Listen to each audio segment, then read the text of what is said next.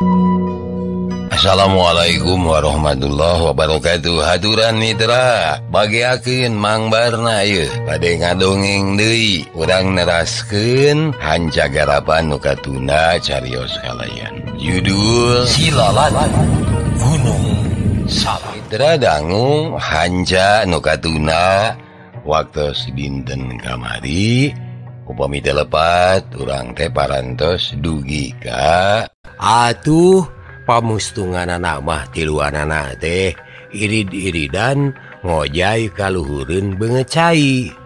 Munculna teh kabeneran rada jauh ti darmaga. Nepikeun ka sabubuhan opsir company anu keur jaga teh henteu bisa nangenan ka tengah cai. Saenggeus sirahna mumbul kaluhur, si iket hideung mere isarah deui supaya bos sanaya bos si bajul buntung muru ka muara pentas ditu nyaeta pentaseun palabuhan Sunda Kalapa. Saenggeus anyog ka darat bari haruh hahareho si iket hideung nya campah kaduanana. Ari sia duaan kurang bacili gunyeng di jero cai ha. Si iket hideung amakna taku si bajul buntung teh begal ceuk sanaya. Balagug, manehna teh pajuang dulu.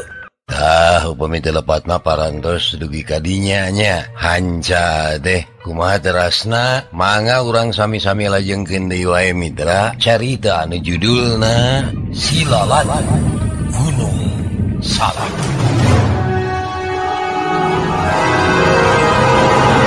Mangga mitra kabarayun sadayana. Mitra kaum dangu dibejaan ku si iket hideung yen si bajul buntung teh sasama pajuang. Sanaya mah ukur olohok ngemang kadu pajuang. Pilaku pajuang jadi bajo. Ngan samemeh nampa jawaban oge, ari sanaya maras kana pangalaman bareto. Bareto oge zaman manehna kumaula ka Kimas Tanu.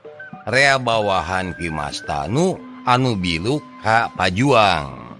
Tapi bengkahna jeung Kimas Tanu teh dumeh katohyan boga polah jahat.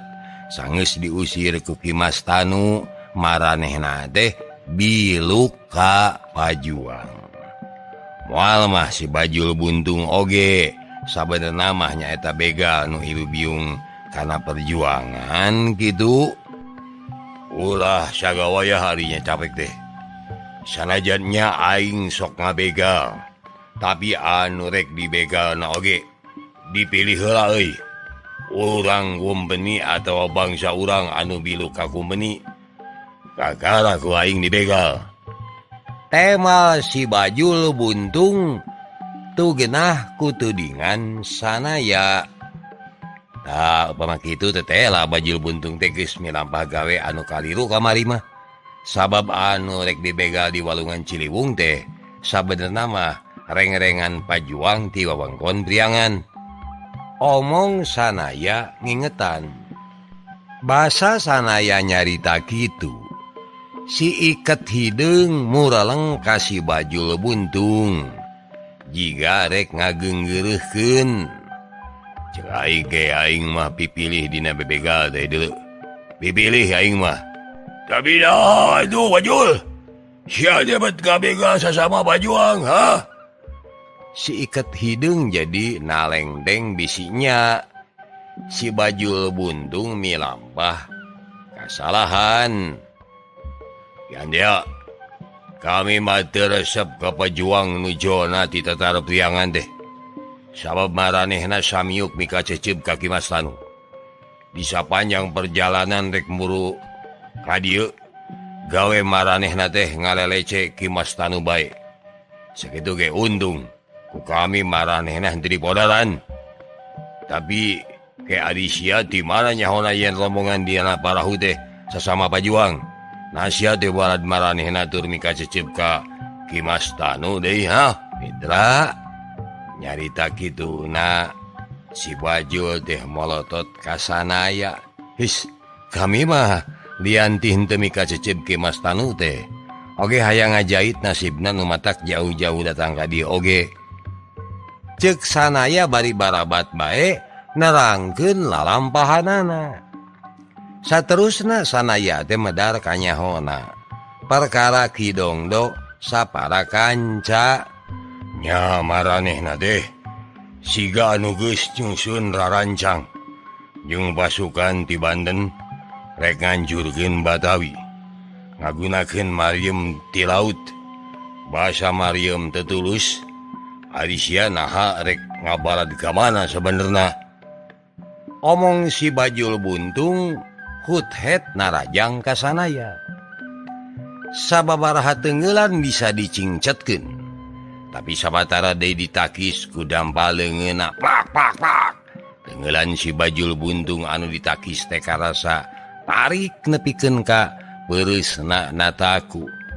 Tapi si Bajul Buntung anu teungeulanana ditakisan teh kabireungeuh nyengir bari rumahu. Hal ieu ukur netelageun yen tanaga sanaya leuwih gede batan si Bajul Buntung. Wagas haran si Iket Hideung ngageunggeureukkeun anu bitotama. Katingali si Bajul Buntung siga anu ajrieun pisan ku si Iket Hideung teh. Da buktina dicarek sakali oge langsung ngagugu. Kunaon ari sia bet ngahalang-halang ka pasukan Banten? Nepikan teh terus ngagembur Batawi. Sia sanaya, hah? Rumasa kami teh geus ngagagalkeun serangan Maryem Banten. Tapi lamun teu kitu Ki Mas Tanu tan wane milu kagembur. Hartina nasibna moal bisa kajait. Omong sanaya bari saterusna netelakeun yen kapal Banten teh rek ngagempur gedong pangadilan anu keur mariksa Ki Mas Tanu. Kami teh asa sarwa salah hayang nulungan Ki Mas Tanu hartina kudu ngagagalkeun serbuan Banten. Ari ngarojong serbuan Banten meureun sarua jeung milu nyilakakeun Ki Mas Tanu. Eta mah kumaha ceuk pamanggih kisilah bae. Naha pola kami teh salah atawa henteu. Sanaya nyerenkeun tinimangan ka si Iket Hideung. Nyaho ti saha yen kapal Banten ngagempur gedong pangadilan? Nyaho ti saha? Kidongdo sabaraha kanca anu cacarita kitu teh. Maranehna teh memang rombongan pajuang, tapi anu ceceubna pisan ka Ki Mas Tanu. Sanggeus kami ngadenge eta beja atuh geuwat we nyelundup kana kapal urang Banten teh. Jajaran Maryem anu ditojokeun ka darat ku kami teh dipateuhan kabeh. Ceuk sanaya. Ari geus ngadenge penjelasan ti sanaya mah boh si Iket Hideung, boh si Bajul Buntung ukur ting haruleng. Pantes nama kapikir ku maranehna oge yen sanaya teh nyang hareupan dua pilihan anu sulit. Kuda sangganya orang Banten derek mateni Ki Mas Tanu deh. Omong si Iket Hideung semuhan euleun kana pola-pola urang Banten. Tapi bisa jadi lain kasalahan maranehna. Anu boga salah mah meureun anu geus ngatur kana eta rarancang. Kami mah malah boga sangkaan serangan kapal Banten teh dirarancangna ku urang Priangan. Tujuan maranehna nu utama teh memang ukur hayang ngancurkeun kumpeni nu keur kumawasa di Batawi. Ngan maranehna teu openan kana kaselamatan Ki Mas Tanu. Sabab maranehna mah pan anger nyangka yen Ki Mas Tanu teh jalma anu geus hianat ka bangsa. Jadi meureun ceuk ingetanana mah naha make kudu hese capek nulungan Ki Mas Tanu segala rupa. Ceuk sanaya nyobaan ngaduga-duga pamaksudan pajuang sejena. Basa sanaya nyarita kitu teh boh si Iket Hideung, boh si Bajul Buntung ukur ungeuk-ungeukan tanda nganyakeun kana dugaan sanaya. Lamun geus ieu Nyakuma atuh urang teh saterusna. Omong sanaya ku sabab nu sejen mah ting haruleng bae teu lemek teu nyarek. Aing mah rek keukeuh nulungan Ki Mas Tanu euy. Omong si Iket Hideung. Kami moal weleh ngagugu kana parentah Ki Andea. Ceuk si Bajul Buntung Dango. Da kami oge ngerek usaha sateka pola ngajait nasibna Ki Mas Tanu. Ngan anu ku kami ditanyakeun teh kira-kira rek kumaha tarekah urang ayeuna. Omong sanaya. Samemeh ngajawab si Iket Hideung katingali nyengir bari nyabakan tongongna. Sanaya inget yen sabenerna mah si Iket Hideung teh ngalaman tatu ku bedil kumpeni. Atuh ku sabab kitu sanaya mariksa heula tongong si Iket Hideung.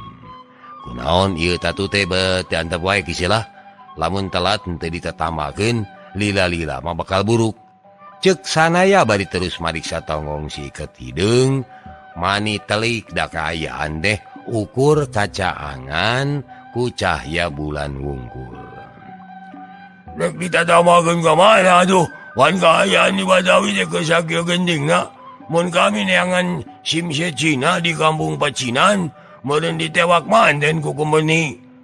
Tema si Iket Hideung bari anger pupuringisan sabab balebah tatuna diragapan ku sanaya.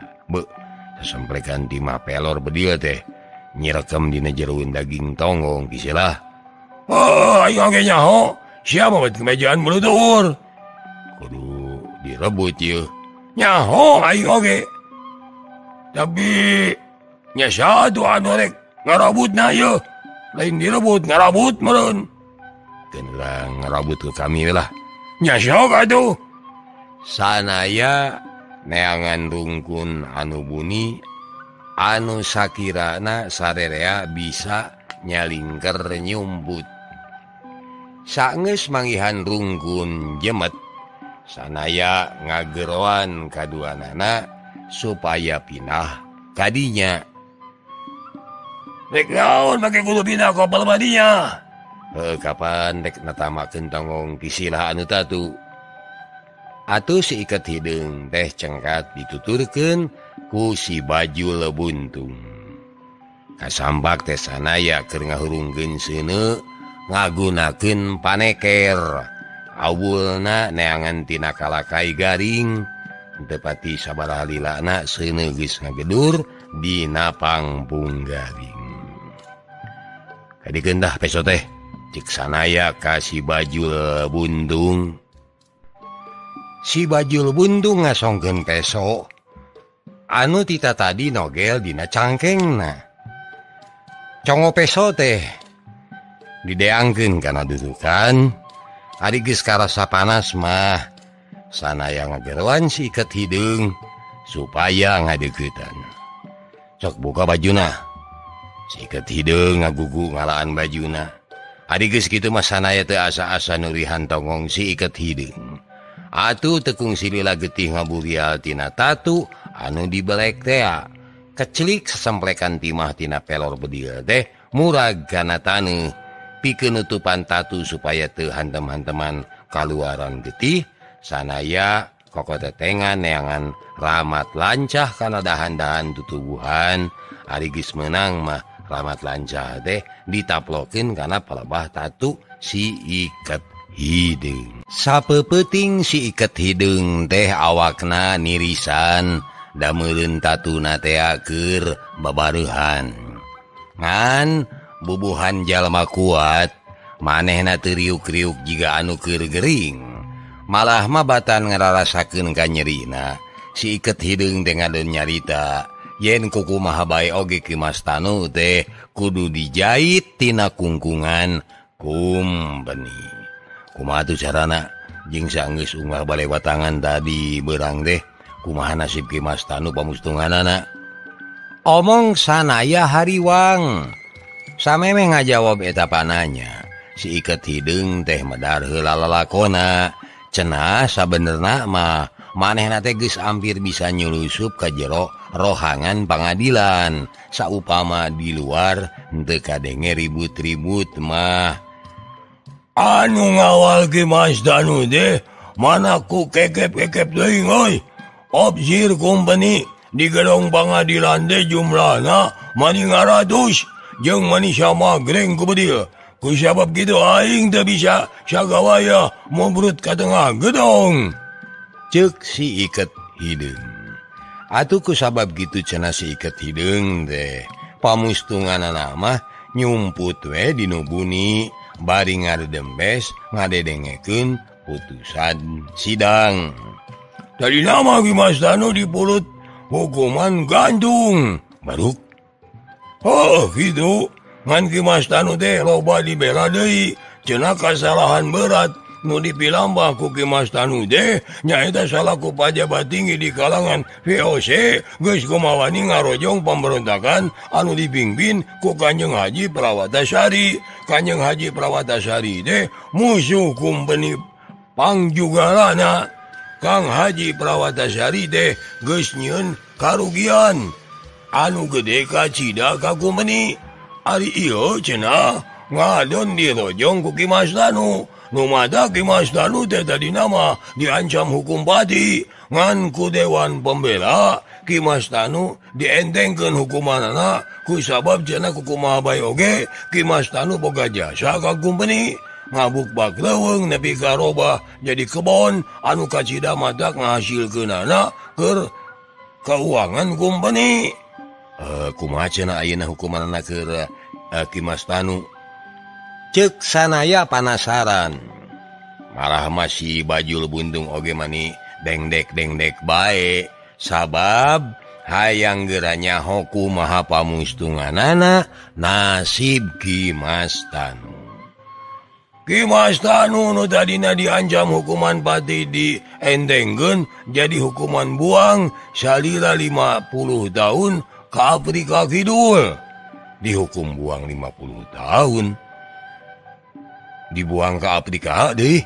Cek si Bajul Buntung meningalengak leuwas. Nya gitu. Masih Iket Hideung ngareng haplung se. Masih keneh aya harapan. Masih keneh aya harapan. Cek sanaya semu ngahulang. Harapan kumaha? Si Bajul Buntung ngareret ka sanaya ke baku pangharapan. Nya masih keneh leuwih hade ditibanan hukuman buang tibatan dihukum pati mah. Omong sanaya. Kenawa sia manya capek teh. Sanajan ukur dihukum buang oge deuleu tapi ari dibuangna salira 50 tahun mah nya meureun ngadon sosorok kojor di dituna. Mangkaning Afrika teh pikiraneun naha di palebah mana nya di negeri Afrika teh. Omong si Bajul Buntung bari ngarieuh ka si Iket Hideung. Anu ditanya mah ukur ngareng panjang. Tapi bener cek caritaan si sanaya. Yen urang teh masih kene boga harapan. Omong si Iket Hideung. Harapan kumaha Ki Andea? Nah maksudna teh urang kudu ngadaguan Ki Mas Danu balik 50 tahun deui. Omong si Bajul Buntung henteu sugema ku jawaban si Iket Hideung. Ngajelog ieu mah. Si Iket Hideung keuh dume si Bajul Buntung rewel bae. Teu bisa gitu. Goreng-goreng oge kami aya harib-harib dulur ka Ki Mas Danu teh. Sing inget pan kami teh aya patalina jeung karuhun Santoan Paregong Jaya. Ari Santoan Paregong Jaya teh kapan lanceukna Santoan Jagabaya. Nyaeta kolotna Ki Mas Danu. Ari Ki Andea kapan putrana Santoan Sadang Serang-Serang. Tuh, anak itu urang teh tunggul sadulur. Sararea boga hak jeung kawajiban pikeun naringakeun nasib papada dulur lain. Omong si Bajul Buntung. Sanaya colohok. Ngadengena tetela geuning si Bajul Buntung oge turunan inohong penting ti Karatuan Sumedang Larang anu hartina maranehna teh turunan Pakuan Pajajaran geneh dakapan para santoan teh kabehanana oge putrana Ki Aji Mantri. Ari Ki Aji Mantri deui putrana Raja Pakuan Pajajaran akhir anu mangkuk di Pulasari wewengkon Paneglang Banten. Ngabandungan yen boh Ki Mas Tanu, boh si Iket Hideung jeung sumawana si Bajul Buntung teh kabehanana oge turunan menak Pajajaran sanaya mah ukur ngahruk. Si Bajul Buntung maknya oge hirupna ngalalana jadi bajo, tapi da keukeuh mangrupa turunan menak. Jadi lamun ayeuna manehna bumela jang kapentingan turunan Pajajaran teh puguh leunyeranana. Tapi aing mah ukur turunan abdi dalam Pakuan Pajajaran anu geus hianat ka nagara. Ayeuna make ulah ilu bajuang keur nanyirkeun di komarana Pajajaran. Nah aing sarua ngabogaan hak kitu. Omong sanaya dina jero hatena. Bari nalangsa. Sanaya eureun ngalamuna sanggeus kadenge sora si Iket Hideung. Benar omongan si sanaya teh. Yen kun teu tulus dihukum patina. Urang sararea masih kene bisa ngajait nasib Ki Mas Tanu. Hartina iraha bae oge urang tetep boga lolonggrang nulungan Ki Mas Tanu. Ceuk si Iket Hideung. Nya, tapi lain hartina ngadaguan Ki Mas Tanu dibuang heula ka Afrika atuh. Omong si Bajul Buntung negeskeun. Benar gitu. Malah mah penting ieu kene oge. Urang teh kudu geus narekahan deui euy. Penting ieu kene? Oh, penting ieu kene. Nah sia-sieun, lamun sieun mah atuh montong sokawanian ngaku-ngaku turunan Pajajaran deuleu Bajul Buntung. Omong si Iket Hideung satengah ngece. Aing marek ngagurat kalang. Cadu mundur, pandrang mulang mun aing kudu ngarengkog mah. Ngan anu kudu dipikiran deui. Na teu rusuh teuing. Mun kudu penting ieu urang kudu narekahan deui teh. Si Bajul Buntung nyaan ngagurat kalang ku Congo Peso bogana. Nah, make risi mun penting ieu.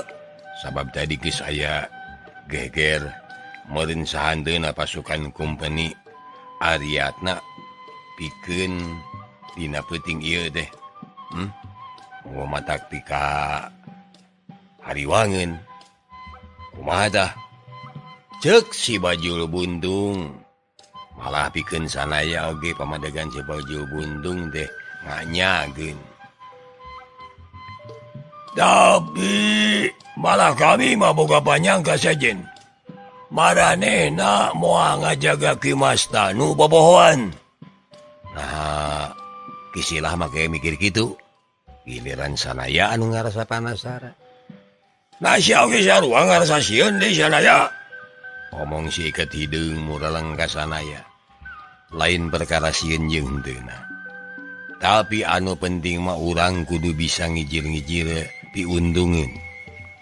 Nah mun urang ngarurug tempat tahanan Ki Mas Tanu pasti bakal hasil. Sing inget, geus sabaraha kali tareka urang dina hayang ngajait Ki Mas Tanu teh kan gagal jeung gagal bae. Atuh lamun sakirana peuting ieu bakal gagal. Asa teka harti maksakeun bae oge. Kitu tah. Jadi kudu ira tuh kira-kira nulungan Ki Mas Tanu teh. Nya urang teh angan waktu anu mustari we. Sanajan tangtu bae urang ulah nelat-nelatkeun maneh sabab bisi Ki Mas Tanu diakut ka pangbuangan. Tah, waktu anu mustari teh nya penting ieu pisan. Nah, sabab kompeni moal ngajaga Ki Mas Tanu bari kacida kekepna. Nah, sanaya anger penasaran. Kahiji pasukan kompeni ngajagana bakal nyebar sabatawi dumeta di berang kanyawan. Gempuran kaum pajuang teh datangna di mana meni. Anu kaduana, kompeni moal nyangka yen gempuran ka Batawi teh ngan ukur hayang nulungan Ki Mas Tanu. Kitu dah. jeung anu kadiluna. Sanajan di mana bae Ki Mastanu ditahana pasti moal dijaga kekep sabab maranehna bakal ngajudi yen urang dina peuting ieu moal nulungan Ki Mastanu. Cek si Iket hidung. Nah, kumpeni make bisa nyangka gitu. Cek sanaya waleh penasaran. Sabab urang geus mikir kitu da buktina tadi geuning si Bajul nyarita naon. Cek si Iket hidung bari neuteup ka si Bajul buntung. Tadi kami nyarita yen beuting ieu kumpeni pasti ngajagana iatna pisan sabab tadi beurang geus aya geger. Jadi hadena mah peuting ieu teh urang ulah ngarurug kumpeni da pasti keur ariatna pisan. Dah, jalan pikiran urang sarupa kitu anu dipake cecekelan kumpeni teh. Maranehna yakin yen urang teh mikirna kitu. Nu matak yakin kitu atuh dina peuting ieu maranehna moal ngajaga Ki Mastanu kalawan kekep. Sabab maranehna percaya yen urang moal ngarurug ka kamar tahanan Ki Mastanu. Kumaha ngarti? Cek si Iket hidung. Mimitina mah si Bajul buntung teh ngahuleng. Bari halisna kerung-kerung bae. Ngan sageus sardalila manehna ungeuk tanda ngarti kana jalan pikiran si Iket hidung. Alhasil urang kudu nyieun tareka dina peuting ieu keneh nya. Nya kudu peuting ieu keneh. Kisilah. Nyaho. Nah di mana ayeuna Ki Mastanu ditahana? Cek caritaan pihak pengadilan mah euy. Sabot nungguan irah-irahana Ki Mastanu diiangkeun ka pangbuangan di Afrika cenah rek diberok heula di panjara Stad Swiss. Cek si Iket hidung. Panjara Stad Swiss. Si Bajul buntung ngagernyem sorangan. Sabenerna mah Stad Swiss teh lain ngaran hiji panjara, tapi ngaran pikeun lingkungan gedong-gedong pamerintahan VOC. Ngan di eta lingkungan teh aya adegan badag anu digunakeun pikeun urusan-urusan anu ngabaud kana hukum. Nya di dinya dah aya pangberokan kaayaan napi kageungeun. Cek si Iket hidung deui. Mitra kaum dangu ayeuna urang catulkeun tanggal 31 Mei tahun 1618. Dayeuh Jayakarta teh direbut ku kumpeni Belanda. Jan Peterson Kun anu jadi gubernur jenderalna ngaganti ngaran Jayakarta jadi Batavia atawa Batawi cek urang Sunda mah. Ari boh Batavia boh Jayakarta deui baretona mah nya katelahna teh Sunda Kalapa. Nya eta samangsa ieu kota pelabuhan masih kene aya dina kakawasaan Karatuan, Pakuan, Pajajaran. Kadieunakeun Sunda Kalapa ukur jadi ngaran keur palabuhan. Da kota namanya Batavia atawa Batawi teh. Gubernur Jenderal Jan Peterson Kun boga implengan yen kamajuan dayeuh Batavia kudu mapakan dayeuh-dayeuh anu aya di nagri nu matak mitra kaum dangu kitu sababna dina mangsana Batavia dipimpin ku Gubernur Jenderal Jan Peterson Kun sagala rupa pangwangunan sasat digugulukeun pisan. Samemeh dilindih ku kumpeni mah Batavia teh ukur diwengku ku adegan loji. Ari loji nyaeta sabangsa benteng anu di jerona dipake gudang keur dipake ngukumpul hasil bumi. Harita anu ngadegeun loji teh nyaeta urang Portugis.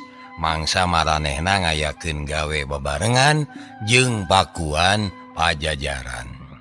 Ari ayeuna sangeusna Batavia dikekeuweuk ku kumpeni Belanda tur kacida kumawasana ieu dayeuh teh beuki gegek ku rupa-rupa adegan. POC atawa cek urang Sunda maka telahna teh kumpeni sasat dugdeg ngadegeun bangunan-bangunan megah loji urut urang Portugis anu dijeuna ukur ancal-ancalan kukum benih mah dirobah jadi adegan benteng pasagi opat anu nyabadagnya lega di jero benteng teh diadegeun kota anu fasilitasna teh lengkap. Urang kumpeni mah nyebutna teh Kastil Batavia. Di jerona diadegeun sababaraha adegan. Salian ti aya kantor-kantor teh oge aya paimahan keur para patinggi VOC. Di tengah kastil aya balai kota, tempat ngantorna Gubernur Jenderal katut para patinggi sejena. Ari teu jauh tidinya salian di ngajajar kantor-kantor sejena oge aya adegan badag paranti nguruskeun urusan-urusan anu ngabaud kana masalah hukum. Ieu komplek kastil teh katelahna Stad Swiss anu kajojo mah di eta tempat teh ukur bangunan tempat urusan hukum teh. Malah ieu bangunan teh deui nalahna oge Stad Swiss bae. Anu matak ieu adegan jadi kasohor teh ku sabab di ieu aya pangberokan anu pikasieunana. Sakur karaman anu dihukum di Batavia heug kudu berok di penjara Stad Swiss ulah ngarepkeun bisa kaluar deui bari nyawana weuteuh. Sabab karereaan mah maranehna teh ukur balik ngaran. Anu mata kitu ku sabab para sakitan teh teu tahan ku panyiksa anu dipilampah ku para sipir. Sipir-sipir di penjara Stad Swiss teh garalak jeung garangas kejemna lain bobohongan. Para sakitan teh diberokna dina penjara jaruji beusi anu pernahna dihanapeun taneuh.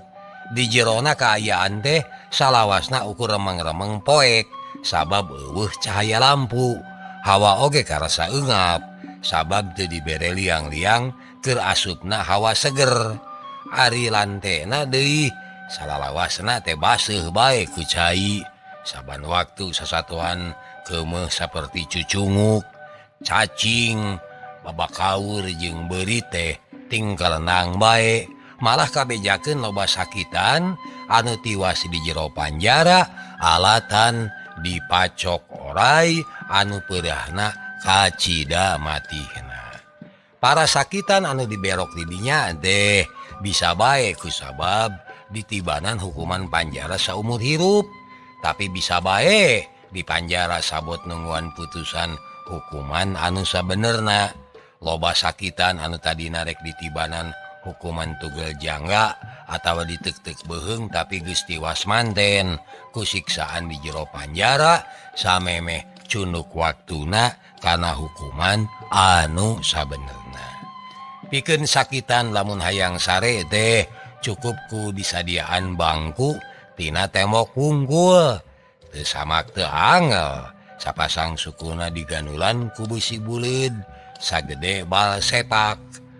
Lamun sakitan ngarasa cangkeul ku sabab diuk bae dina dipan batu bisa lelempangan di jero penjara.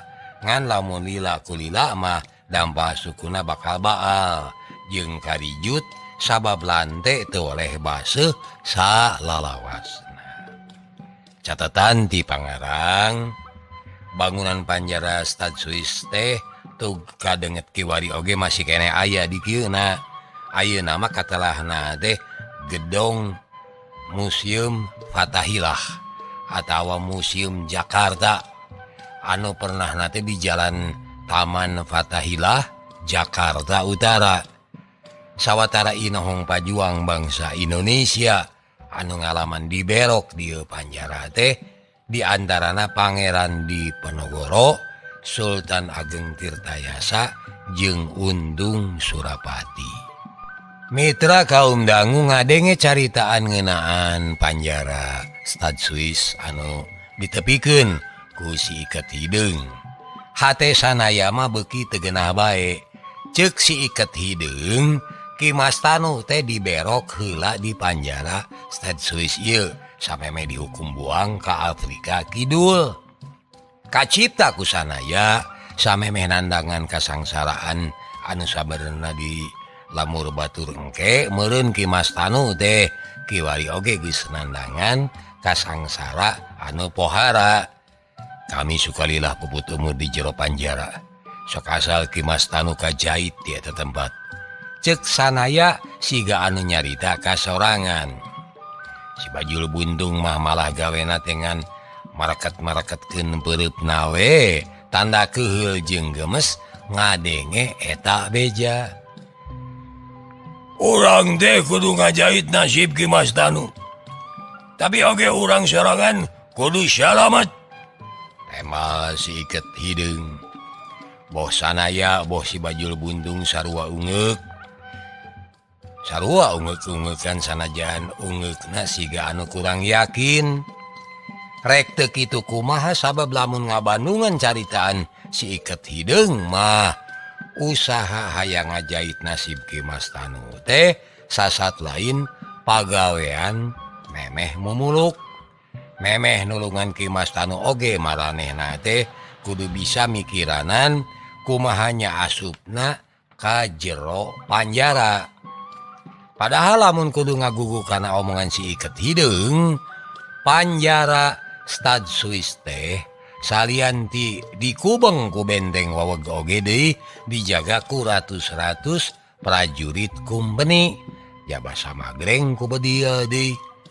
Urang teh ku sabab ukur tiluan nyawayana kudu bisa bagi-bagi tuas. Omong si Iket Hideung saenggeus tiluanana ting haruleng. Wajarana cek si Bajul Buntung. Ditanya kitu si Iket Hideung kabireunga ukur tunggu siga anu keur ngaharuk. Teu puguh ki andel mah. Onggoh rek babagi tugas tapi ari ditanya ngadon ngahuleng gitu. Omong si Bajul Buntung kuciwa. Sidik mana ngajelog wae teh aingna keur mikir heula dulu. Da kudu dipikir. Sok sia oge atuh, sarua milu mikiran. Omong si Iket Hideung. Atuh ari geus disegag kitu masih Bajul Buntung teh ngabeb-beb balem malah manehna oge bet pipilueun ngaruk tungkul. Saenggeus sababaraha jongjongan ting haruleng si Iket Hideung cengkat. Pon kitu si Bajul Buntung oge pipilueun ngorejat, duanana silih tunjuk bari ting taranya bareng. Kumaha cenah geus kapanggih? Sanaya mangan celeukeut wae seuri da si Iket Hideung jeung si Bajul Buntung teh met siga anu keur ngabojeg. Siapa batu turut muning ka aing atuh geuning? Cek si Iket Hideung bari ngadegungkeun sirah si Bajul Buntung. Oh, ari panjana teh ki andea geus manggihan akal ari pek ngaran balik nanya geuning. Temal si Bajul Buntung teu suka dumeh sirana didegungkeun. Mireungeuh siga anu rek parerea omong sanaya geuwat nyapih duanana. Kieu we atuh. Kumaha? Kumaha? Kajelog heula sia mah, Bro. Cek si Iket Hideung ka si Bajul Buntung. Nya cing sok kumaha tarekana supaya urang bisa nyulusup ke jero panjara. Cek si Bajul Buntung teu kaganggu ku pamoyok si Iket Hideung. Sabudeureun benteng panjara teh kapan dijaraga ku sabubuhan kumpeni lin. Bener. Lain ukur sabubuhan deui ratus-ratus deuleu jumlahna teh. Nya ratus-ratus. Nya sok atuh kumaha? Si Bajul Buntung mah geus teu sabar. Urang kudu sateka pola bisa nerobos ka jero benteng panjara. Ceuk sanaya. Ngadenge omongan sanaya ukur sarupa kitu si Iket Hideung kabireungeuh kesalen pisan. Pokoke da pisan ku aing keur dipikiran oge. Nya kapan kami teh rek ngacongkeun tareka. Tapi acan oge beres nyarita bet geus pada nyempad. Nya sok atuh kumaha jeung geuwat bejakeun. Aing mah teu sabar ieu. Kieu ye. Mitra bos si Iket Hideung, bos si Bajul Buntung. netep seket ka sanaya. Nya kumaha? Tadi Ki Antea tepan ngajak sangkan urang babagi tugas Lin. Nya terus?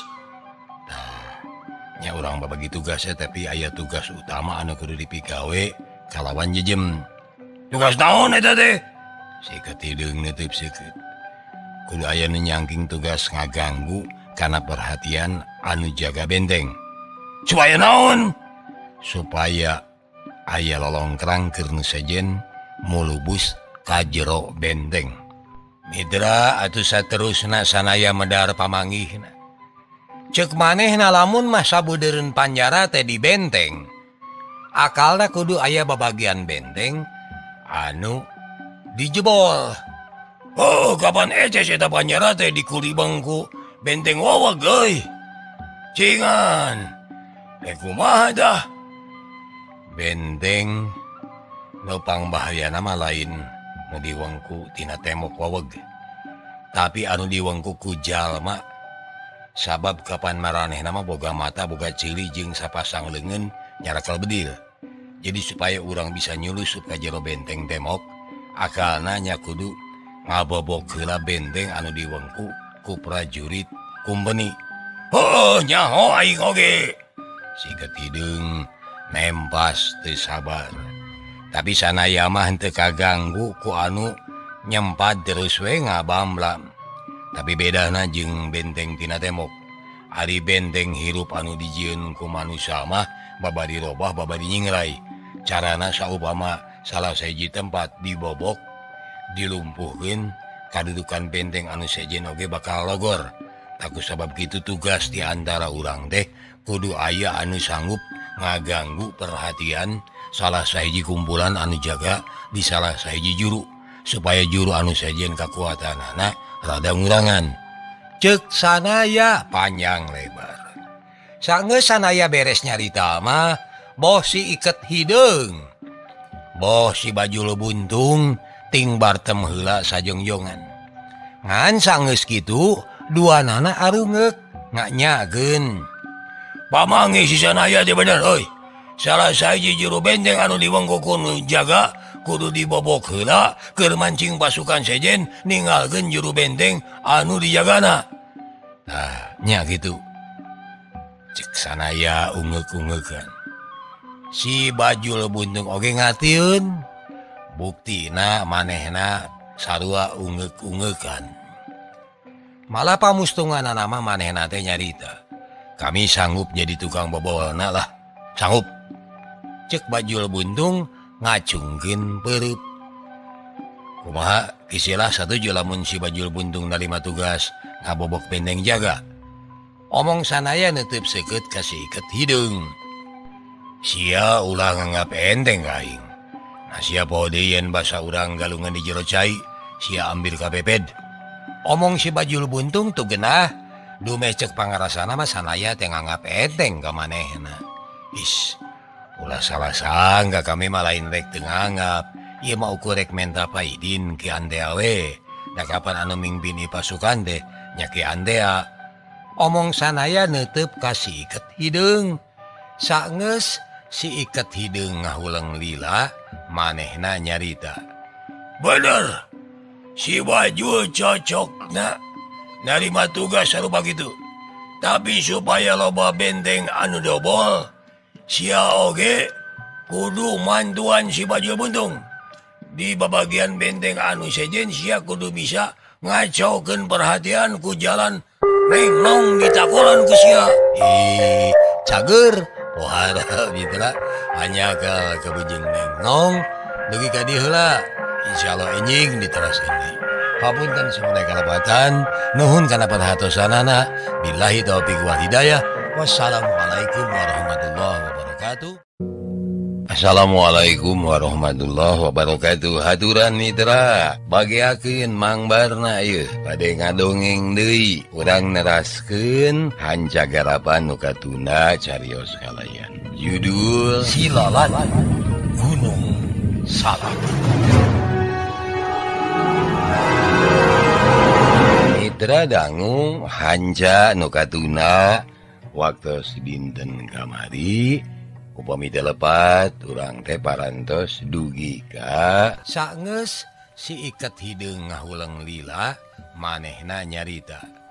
Bener, si Bajul cocokna narima tugas sarupa kitu. Tapi supaya loba benteng anu dobol, sia oge kudu mantuan si Bajul Buntung. Di babagian benteng anu sejen sia kudu bisa ngacaukeun perhatian. Upami telepat mah parantos dugi kadinya nya. Hanca teh kumaha terasna mangga urang sami-sami lajengkeun deui wae mitra carita anu judulna Si Lalat Gunung Salak.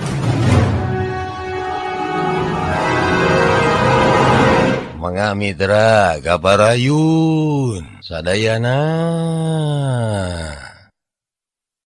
Jadi sia kudu bisa ngacaukeun perhatian kumpeni supaya aing leluasa nyulusup ka jero penjara. Kumaha tuh mun anu tugasnya nyulusup ka jero penjara mah kami we kean teh. Sanaya ngasongkeun usul sabab kurang sugema ku tugasna anu cikeneh dibikeun. Ari anu mimpin ieu pasukan anu ngantiluan teh saha sia? Si Iket hideung malotot ka sanaya. Nya kean teh. Tah, cukup sakitu oge. Emal si Iket hideung. Sanaya ngarti yen kahayang si Iket hideung teh geus teu bisa dibantah deui. Hayu, urang ayeuna keneh ngalaksanakeun eta tugas. Hayu. Tugas palastra kean teh. Ceuk si Bajul Buntung sarua milu cengkat bari saged. Tangtu bae. Sarerea kudu ludeung nepi ka kojor. Temal si Iket hideung tataga. Lamun salah saurang kabireungeuh kapeped ku musuh, ulah aya anu nyoba-nyoba milu nulungan. Ceuk si Bajul Buntung deui. Nah, sanaya heraneun. Nah, make nanya kitu. Mun mana kitu oge sia mah borangan sieun kojornya. Si Bajul Buntung ngalerece. Lain kitu maksudna. Tapi pan urang teh sapapait sama manis. Sabagja sacilaka. Alasan mah aing deh. Teu kungsi pada mikir jeung sia teh teu. Omong si Bajul Buntung nempas. Nya, tapi ayeuna mah kudu kitu sabab urang teh satujuan. Papada rek ngajait nasibna Ki Mas Tanu. Memangnya urang teh papada rek nulungan Ki Mas Tanu. Tapi lain rek silih tulungan di antara urang. Lamun salah sahiji di antara urang aya anu kapeped ku marabahaya, heug anu sejena kudu nulungan heula. Tujuan anu sabenerna dina rek nulungan Ki Mas Tanu bakal kaganggu. Tah, supaya ulah kitu di antara urang ulah aya anu silih dihapekeun nasib. Nasib urang ukur ditangtayungan ku sorangan. Mun sia nyang hareupan marabahaya, aing moal nulungan sabab tugas aing mah ukur hiji. Nyaeta narekahan malar aya longkrang keur Ki Antea pikeun bisa nyulusup ka jero benteng. Kumaha sanggup? Ceuk si Bajul Buntung panjang lebar. Ngadenge penjelasan si Bajul Buntung sarupa kitu, sanaya ngahuleng. Caritaan si Bajul teh aya benerna. Lamun saurang gagal ngaganggu pasukan musuh heug ditulungan, dan wane tugas utama mah moal kalaksanakeun. Jadi mending napsi-napsi we lah. Ceuk si Iket hideung nyieun putusan. Supaya sia teu goreng milik hadena mah teu ayeuna. Naneda ka pangeran supaya dipanjangkeun umur. Ceuk si Bajul Buntung nyarita semu nganggap enteng ka sanaya. Geus paheut bardami kitu mah pamustungan bring baik ti luar arinit ngadeketan deui sisi Muara Ciliwung pikeun balik deui ngadeketan benteng Batavia teh maranehna kudu ngojai deui meuntasan Muara Ciliwung. Peuting teh geus ngagayuh ka Janari. Cai Muara Ciliwung karasa nyecep tiis semu baal kana awak. Tapi sanajan kitu sanaya ulah ngarasa kaganggu ku tiisna Cai Janari. Sabab anu penting dipilampah ku manehna mah nyaeta kudu bisa meuntasan muara bari ku musuh ulah kapanggih. Si Iket Hideung jeung si Bajul Buntung mah banguna teh geus tapis pisan kokojayan dina cai teh. Beda deui jeung sanaya manehna mah sasateu pati pinter ulin dina cai. Ari inget kana ieu masalah bet jadi ras kaki Mas Tanu. Bareto basa mungaran tepung jeung Ki Mas Tanu teh nya di sisi walungan Ciliwung di lalawak sisieun Leuweung Pajajaran. Kusabab harita teh keur dibeberik ku pasukan pajuang anu ceceb ka Ki Mas Tanu. Sanaya oge kababawa milu kabur. Terus duarana teh ting kecebuk ka walungan Ciliwung.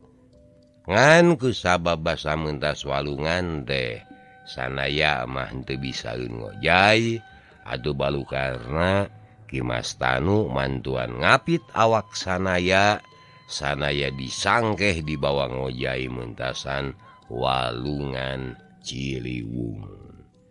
Cacak lamun teu dibantuan ku Ki Mas Tanu sanaya tangtu ti lelep sabab bari kakarebekan rek diteuleum teh kapan bari diserang ku musuh anu maledog-maledogkeun tumak ka tengah cai.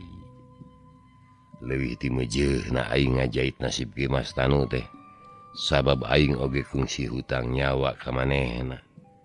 Ceuk sanaya dina jero hatena.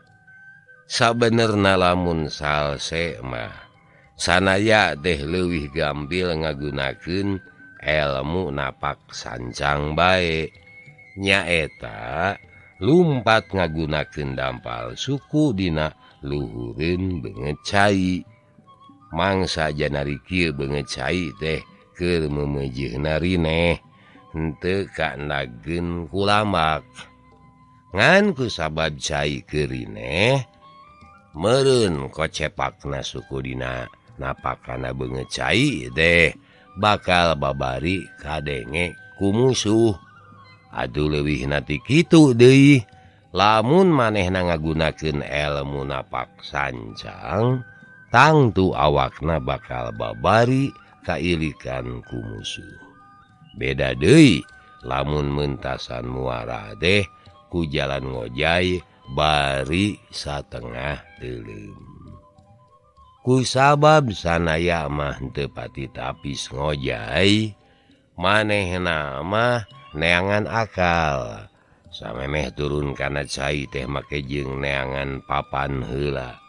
Ku kabeneran deui manggih sesemplekan papan urut parahu. Atuh sabata ae manehna bisa ngojai bari awakna satengah nyangheuy kana papan teh. Sanaya kudu nyangheuy dina papan bari ngawelahna kudu hati-hati pisan tur diusahakeun ulah kadenge kocepakna. Sabab mun sakali bae musuh nangenan tan wane tarekah dina meuntasan muara teh bakal gagal.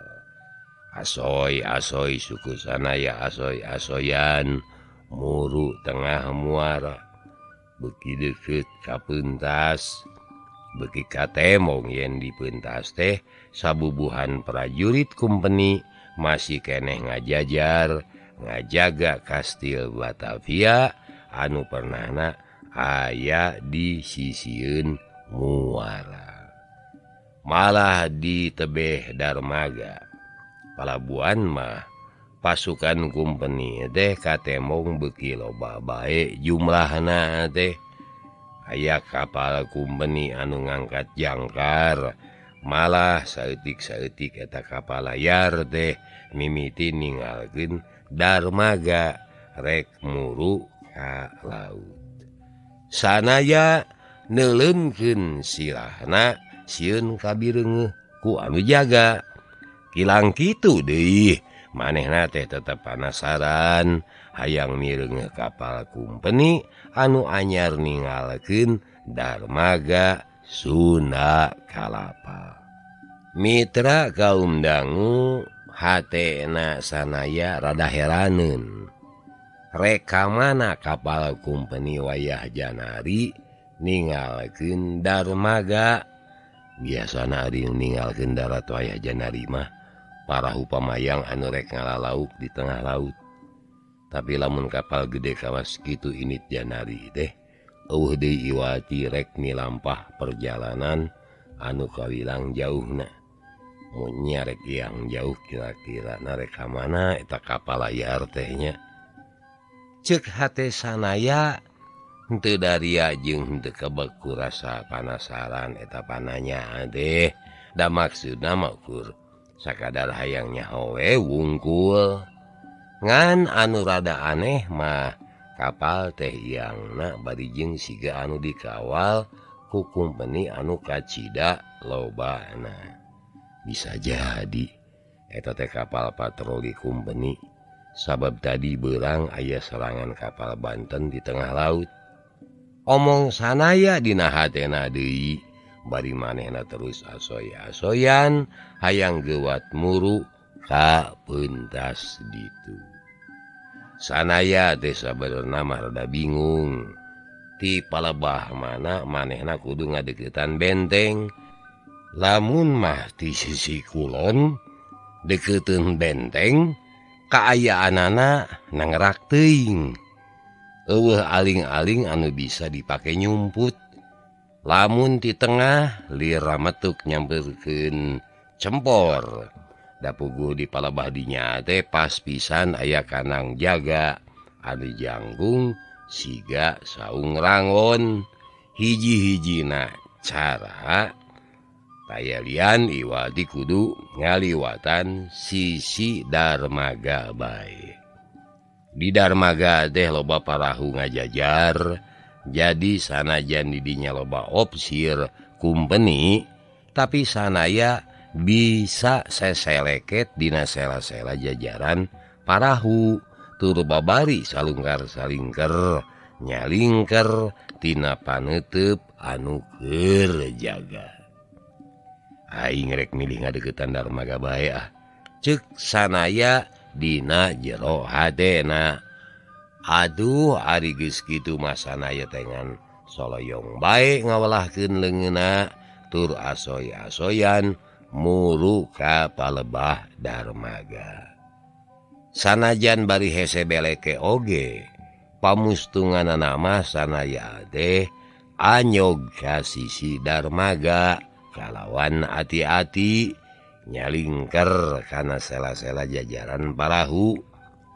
Di sisi Darmaga teh tetela geus company deui bae diwengku ku rupa-rupa suku seler.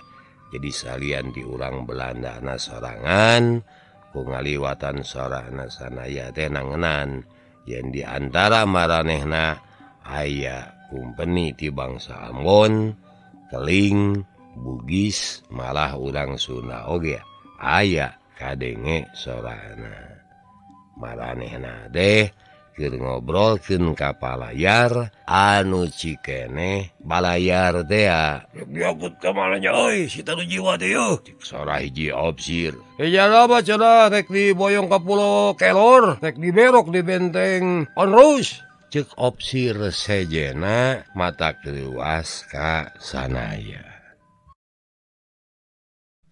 Sanaya kacida reuasna ku ngadenge company ngalobrol sarupa kitu di luhureun Darmaga teh.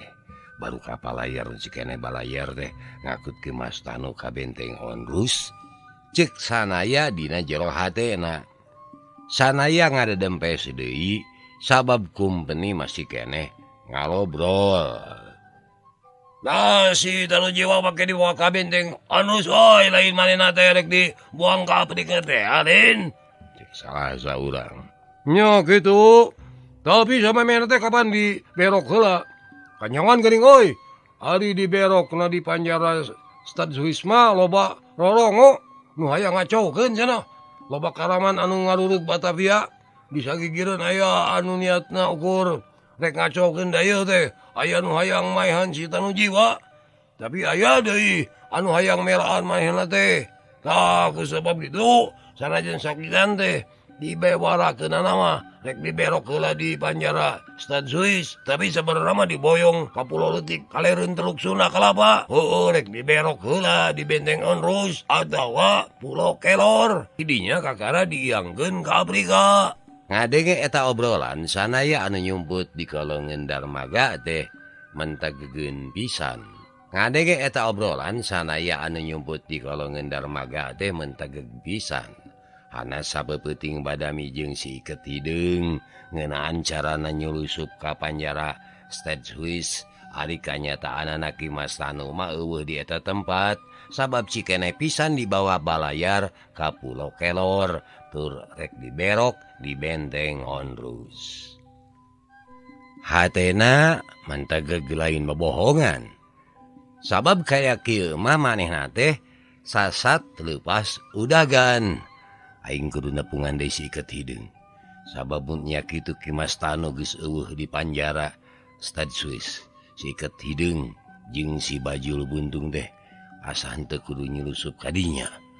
Ceuk hate sanaya. Sageus mikir kitu manehna rerencepan kaluar ti kolong Darmaga. Geus kitu terus seseleket kana salah-salah parahu anu pasesedek di sisi Darmaga. Cileng cileng cileng.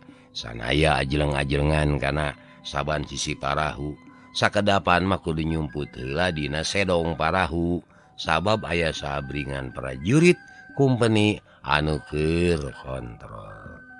Sangeus kumpenina rada jauh mah manehna teh ajeleng-ajelengan deui.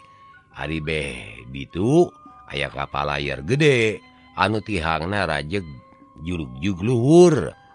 Di antara kabireungeuh aya tihang hiji tur rada dengdek ngalonyor kana luhureun benteng. Hate sanaya rada bungah sabab mun manehna bisa nerekel kana tihang kapal heug terus ngajeleng kana luhureun benteng sigana manehna teh awal akhir mah bakal bisa nyulusup ka jero benteng. Lamun inget yen kudu nyulusup ka jero benteng, hatena teh ayeuna mah ngarasa seunggah. Tadi mah apan sumanget dek nyulusup teh dumeh rek nulungan Ki Mas Tanu. Anu disangka keur diberok di jero penjara, tapi ayeuna saenggeus nyaho yen di jero penjara Stad Swiss eueuh anu kudu diteang, manehna jadi seunggah. Seunggahna teh kusabab kumanehna kapikir yen hayang nyulusup ka jero penjara teh banggana lain bobohongan. Terus lamun geus bisa nyulusup ka jero tacantang tuh bakal bisa kaluar deui bari gampang. Tapi sanajan kitu ayeuna mah tetep we kudu mulu eta tempat sabab si Iket Hideung jeung si Bajul Buntung keur usaha dek mulu ka dinya. Aing kudu bisa ngabejaan maranehna malah montong tulus nyulusup ka jero penjara sabab Ki Mas Tanu geus eueuh di dinya. Ceuk sanaya dina jero hatena. Saenggeus mikir kitu sanaya mimiti ngadeukitan parahu anu badag teh.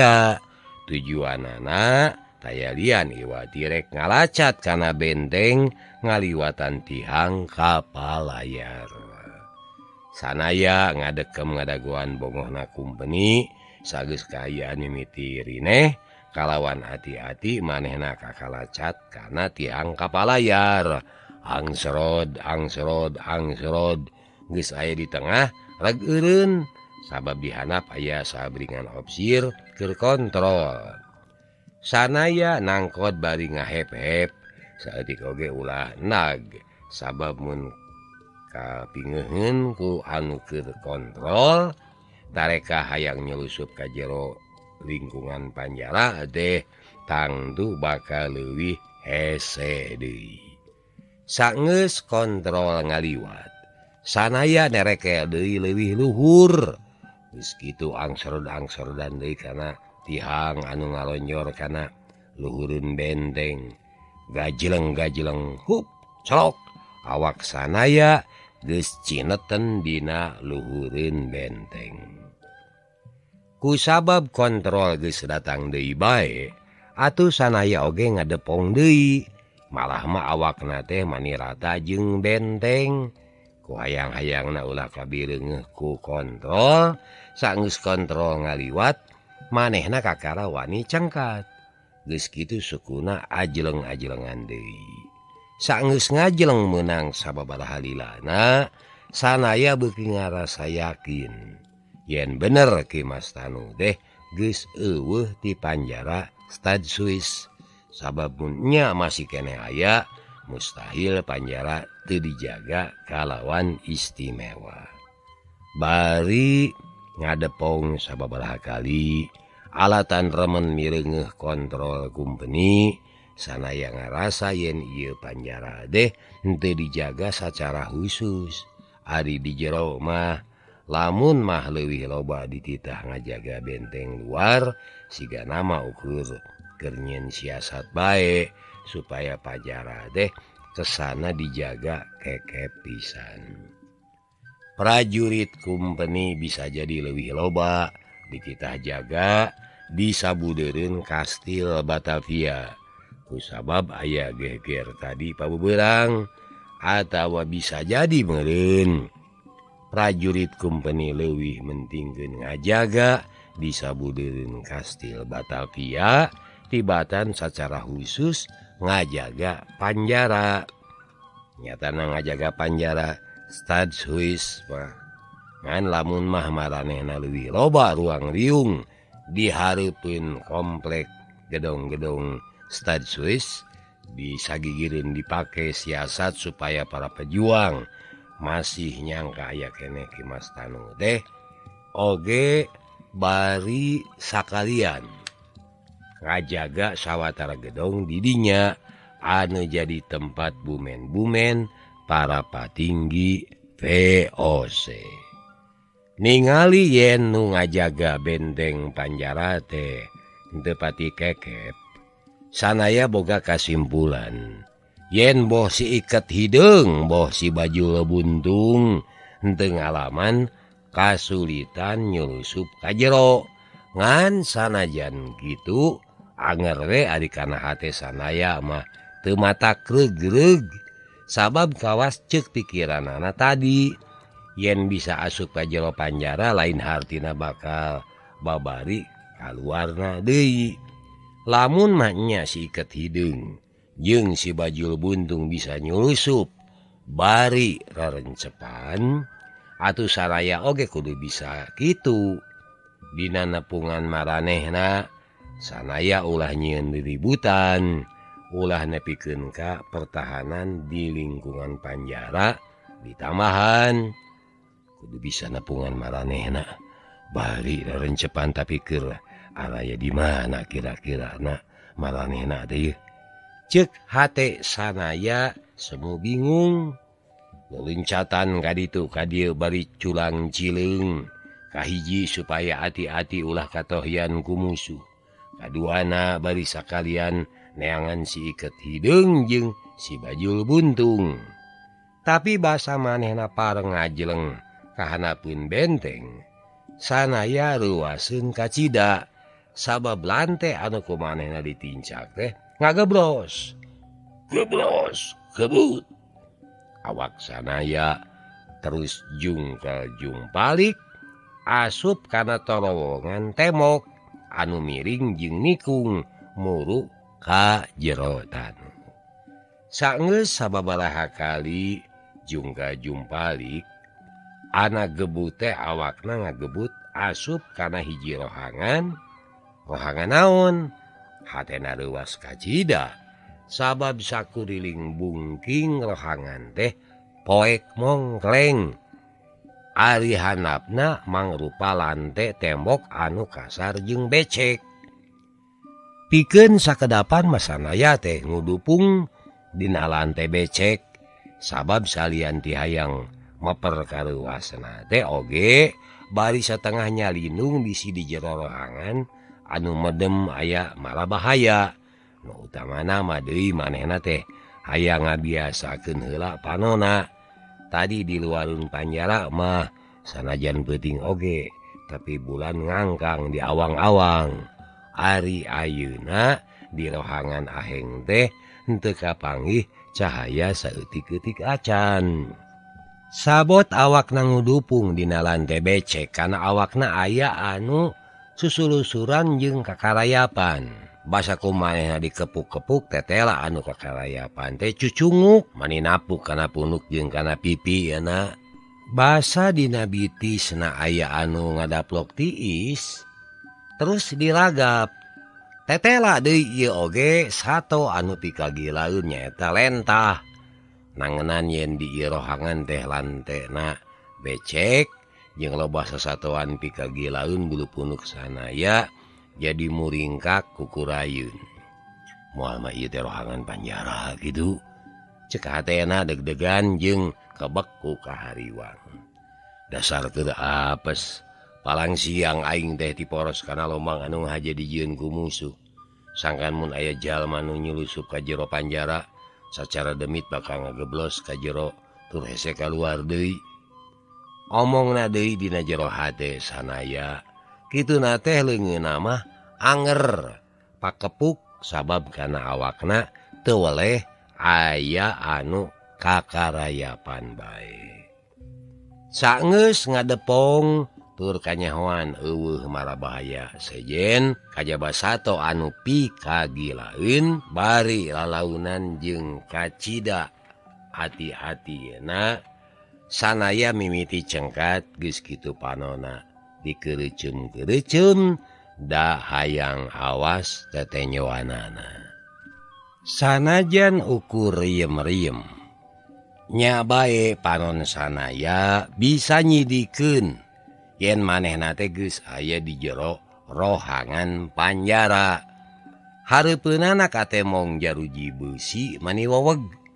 basa kumanehna dicoba diuget-uget eta panto jaruji teh mani teu uget-uget leungeun sanaya nyolongkrong kaluareun jaruji terus uyup ayap tetela eta panto jaruji teh digemok mani pageuh masih keneh panasaran sanaya tatangahan kaluhur tadi ngageblos ngaliwatan terowongan temok lamun bisa asup ngaliwatan terowongan temok nah manehna oge bakal bisa kaluar ngaliwatan terowongan anu sarua di luhur teh nya masih keneh katemong liang terowongan jeung katemong poek merdong eueuh cahaya saeutik-eutik acan lamun aing ngajleng ka luhur bisa henteu kira-kira anaknya yeuh ceuk hatena bari ngukur-ngukur ku panona liang terowongan urut manehna ngageblos teh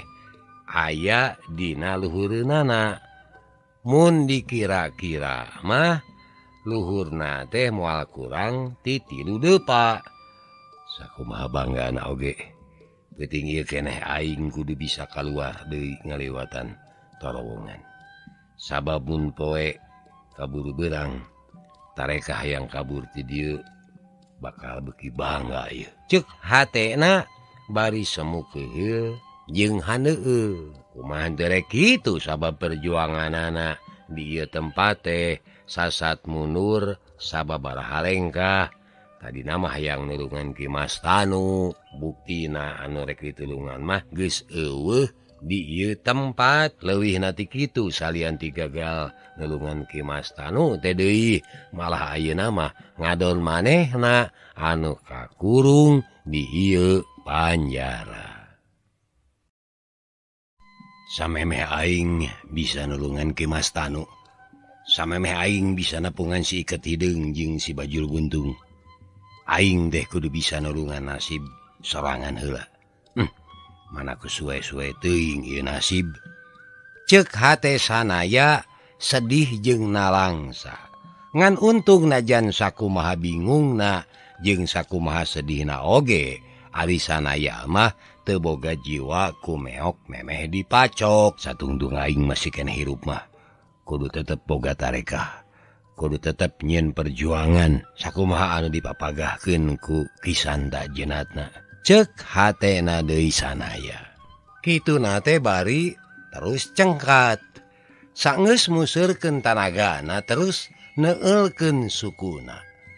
Gajeleng bae awakna teh ngajol ka luhur. Plek plek. Sapasang dampaleungeunna napel kana temok terowongan. Tapi eta temok teh teuing kulesang. Atuh tong boroning bisa nangkel tur make bisa terus teterekel. Dalah kakara antel oge kana temok. Leungeunna teh geus morosot deui. Atuh gebut deui we awakna teh. Ngagebut kana lante becek di jero panjara teh. Nyaho kitu sanaya teu nyobaan pikeun kadua kali. Nah, sabab bisi percuma jeung kaolok-olok tanaga. Tungtungna gek bae diuk bari ngahuleng ngaraga meneng.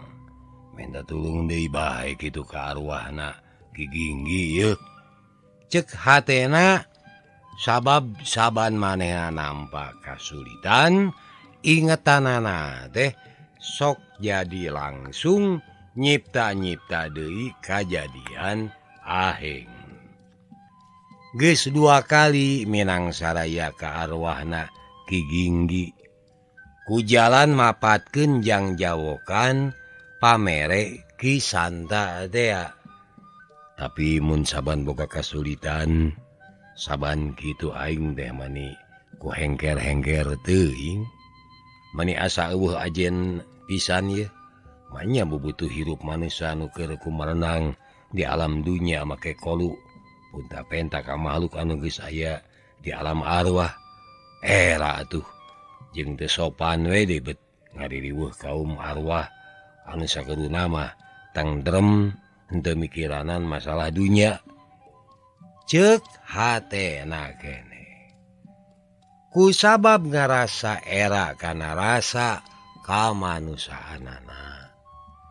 Atuh pamustunganana mah sanaya teh mopohokeun ingetanana ka arwah Ki Ginggi. Bari mikiranan kumaha carana kaluar tina ieu tempat. Sanaya museurkeun pikiran neangan akal. Ngan sabot kitu. Ti luareun panjara kadenge aya anu blag-blig-blug lumpat. Sanaya reuas. Geus kitu manehna geuwat cengkat muru ka sisieun jaruji. Anu lumpat blag-blig-blug teh tetela ukur saurang.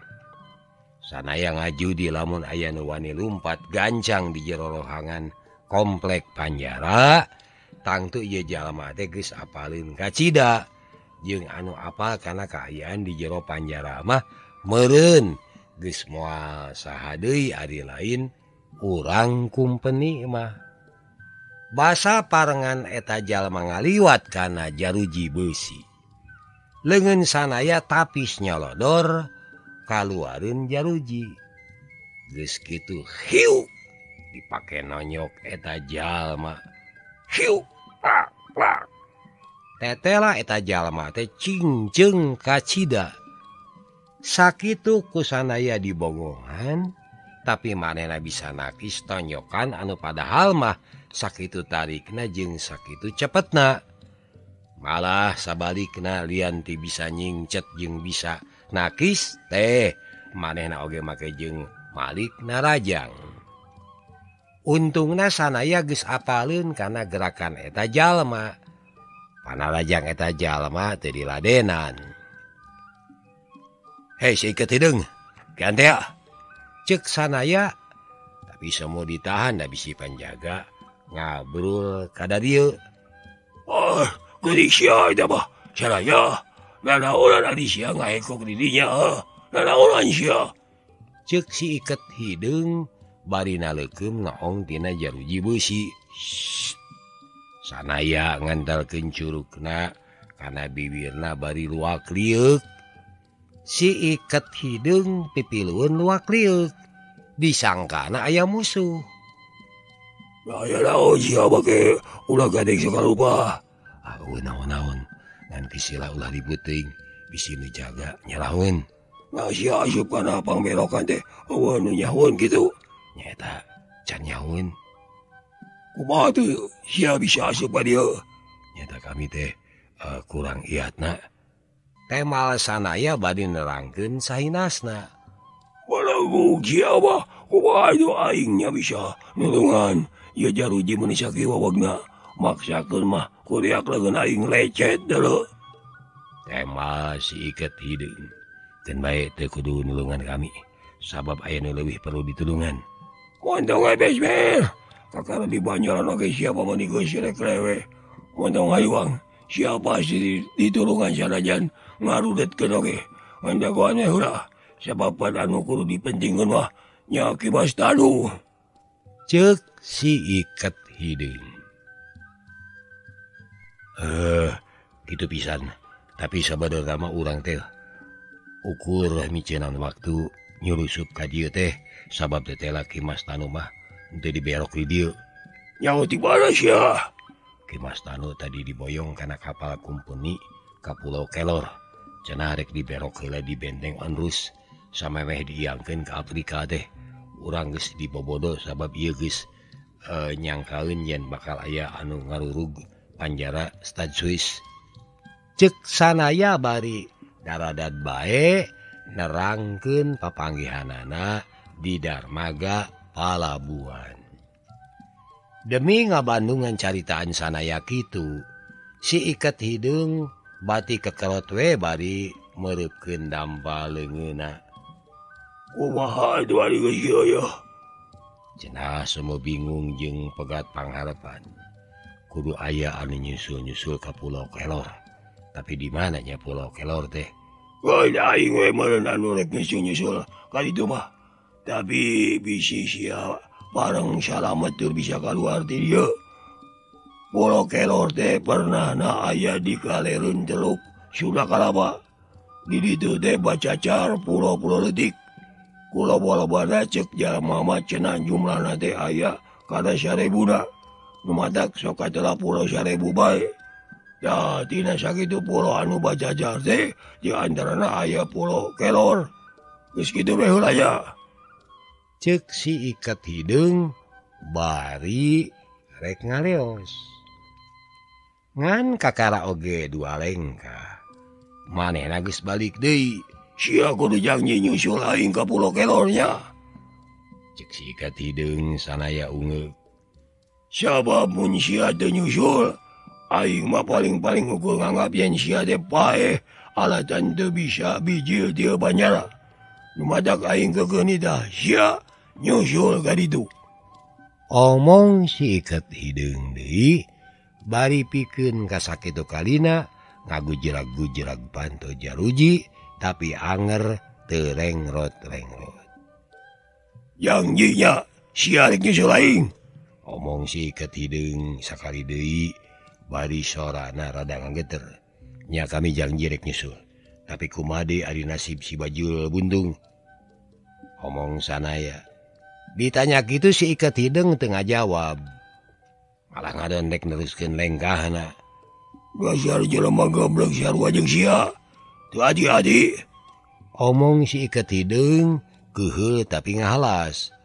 Nah si Bajul teh sarua 13 kana terowongan demit deui. Lain 13, tapi paeh pada ngebuk ku puluh-puluh kumpeni. Awakna oge karancang ku gobang euy. Si Iket hideung sorana datar tapi ngingu kahanjelu. Ngadenge eta beja puguh we matak ngajenghok keur sanaya. Teu kusangka nya umurna. lebih ponok batan urang nah atuh teh ditulungan ku kisilaha teh. Aing ukur neuleuh ti kajauhan. Dina rek nulungan oge moal kaburu. Kuriak milu dihurup ongkopan geus jarang ji. Jeung geus kahayang manehna. Mun aya nu kitu ge ulah deuk silih bandu. Bisi sararea jadi pugak nulungan Ki Mas Tanu. Omong si Iket hideung. Kisilah yakin gitu yen anu dihurup nepikeun ka tiwas teh si Bajul. Teu arina leuwih nya mah, tapi nya saha deui atuh anu awakna jaluk juk jangkung di baju hideung, ari lain manehna. Aing mah bati hade we ngoceak neuleuh awak si Bajul. Pada ngarecah deh. Masih kene dedengeun euy. Sora gobang ngejos awakna teh gejos cenah.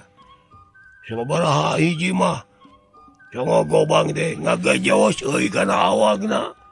Nepi ka potong makatingku gemes meureun. Si kompeni ada ado teh dah. Omong si Iket hideung. Sanaya ngahuleng ngadenge si Iket hideung teh. Akhirna si Iket hideung teh ngaleos ningalkeun eta Jaruji. Ngan sanajan manehna luas ningalkeun Sanaya sosoranganan pikeun ka sakitu kalina anger we si Iket hideung omat-omatan. Sangkan Sanaya daek nyusulan manehna ka Pulo Kelor teh. Awas janjinya. Ya kami janji. Ari geus kitu mangan leos bae si Iket hideung teh sora lumpatna kadenge blag-blig-blugan beuki lila. Kadengena beuki laun dapikeun kangilesna pisan. Ari sanggeus si Iket hideung ngiles mah Sanaya teh ngan brek bae diuk satengah meubeuteun maneh kana lante cebrek. Sora cucurut ting ciciricit kalabur tidinya basa Sanaya diuk teh. Hatena karasana langsa. Bet harianeun cenah loba pagawean manehna anu teu bisa direngsekeun. Batan tugas-tugasna rengseng ngadon nyawana loba kaancam. Ancaman anu ayeuna bisa jadi lain bahaya tina bitotama adu hareupan ngalawan musuh, tapi alatan paeh kata langsara dina jero bui. Kapan geuningan cek si Iket hideung oge kabejakeun loba sakitan anu henteu bisa kaluar deui ti panjara Stad Swiss ieu teh. Ngahulang we salila-lila make ras ka Nyi Sunia awewe hiji-hijina nu kumanehna kasida dipika cintana tapi kiwari ngajengleng jadi ratu siluman. Ras deui ka Nyi Rodiah anakna Nyi Sunia anu geus sakitu apetna nganggap bapa ka manehna. Rodiah hampura amang. Amang teh loba janji ka sia tapi hiji oge anu kungsi tina kanan. Cek hate Sanaya sedih jeung nalangsa mun inget kana nasibna eta budak parawan. Geus lawas manehna teh ninggalkeun Nyi Rodiah di lembur Bantar Jatikirang padahal eta budak parawan sasat mungen pisah jeung manehna. Basa Sanaya ngalamun lila di jero Jaruji beusi ti luareun panjara geus kadenge deui anu ting kadapuruk lempang. Sanaya curing hak ayeuna mah anu lempang teh kadengena aya duaan. Ngan anehna teh siga anu bari ngagugusur anu keur tatu. Basa anu lalempang geus tereh deukeut katingali aya cahaya obor. Sanaya geus tega judi yen anu rek ngaliwat kana Jaruji manehna teh kumpeni keur nyenyered sakitan. Meureun aya sakitan anyar anu rek diberok. Sanaya nyarita dina jero hatena.